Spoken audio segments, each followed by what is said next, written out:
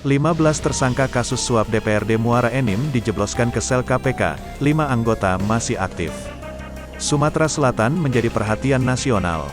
Terbaru, Komisi Pemberantasan Korupsi, KPK, telah menetapkan 15 tersangka dalam kasus dugaan suap terkait pengadaan barang dan jasa di Dinas PUPR serta pengesahan APBD Kabupaten Muara Enim tahun 2019.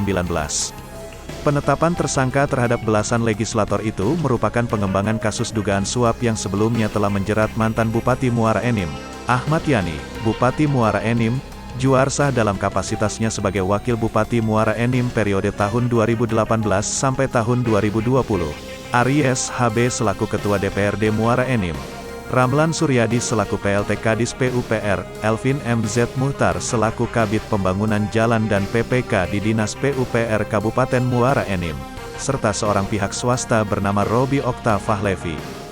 Dari 15 anggota dan mantan anggota DPRD Muara Enim yang menyandang status tersangka, sebanyak 5 orang saat ini masih menjabat sebagai anggota DPRD Muara Enim periode tahun 2019 sampai tahun 2023.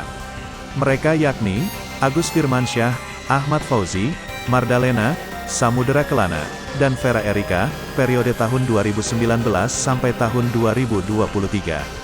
Kemudian 10 orang lainnya yang dijerat KPK merupakan anggota DPRD Muara Enim periode tahun 2014 sampai tahun 2019. Mereka yakni, Daraini, Eksa Haryawan, Ellison, Faizal Anwar, Hendy, Irul, Misran, Cikmelan, Umam Pajri, dan William Husin. Untuk kepentingan penyidikan, tim penyidik melakukan upaya paksa penahanan para tersangka.